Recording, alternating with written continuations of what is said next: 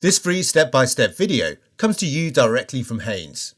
You can complete more than 200 jobs on this vehicle when you purchase the complete Haynes online manual at haynes.com.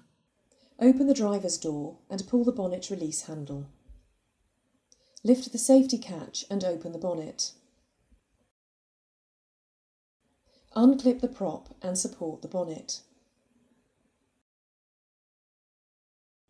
The air filter housing is located on the left-hand side of the engine compartment. Undo the 4 Torx screws and lift the air filter cover.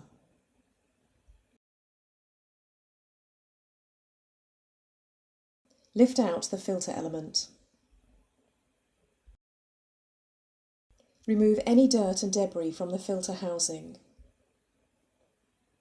Manoeuvre the new filter element into position with the rubber seal uppermost. Refit the filter cover and tighten the screws securely. Clip the prop back into place. Firmly close the bonnet and check it's secure.